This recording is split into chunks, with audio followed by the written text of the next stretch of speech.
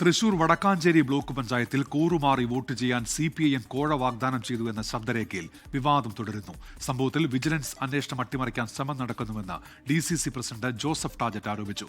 Block panchayat ഓഫീസിലേക്ക് കോൺഗ്രസ് നടത്തിയ പ്രതിഷേധ മാർച്ച് സംഘർഷത്തിൽ കലാശിച്ചു. ലീഗ് സ്വതന്ത്രനായി ജയിച്ച EU ജാഫറിന് പ്രസിഡന്റ് തെരഞ്ഞെടുപ്പിന് 50 ലക്ഷം രൂപ LDF കോഴ നൽകിയെന്ന ആരോപണത്തിലാണ് കോൺഗ്രസ് സമരമുഖം തുറന്നത്.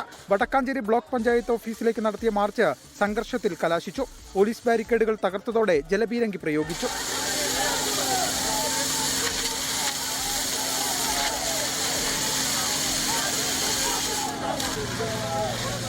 റോഡടച്ചുള്ള സമരത്തിൽ പ്രതിഷേധവുമായി വഴിയാത്രക്കാരും രംഗത്തെത്തിയത് വാക്കേറ്റത്തിന് ഇടയാക്കി.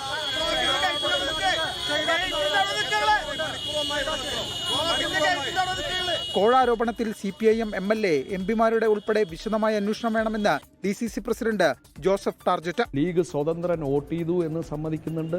50 ലക്ഷത്തിന്റെ വോയിസ് വന്നിരിക്കുന്നു. ഇത്തരം കാര്യങ്ങൾ അതിനുശേഷം നിങ്ങൾക്ക് എന്ത് പ്രയാസമുണ്ടെങ്കിലും ഞങ്ങൾ നേരിടാമെന്ന് CPM ഏരിയ കമ്മിറ്റി അംഗം വിളിച്ചു പറഞ്ഞിരിക്കുന്നു. ഇതിൽ കൂടുതൽ എന്ത് തെളിവാണ് വേണ്ടത്?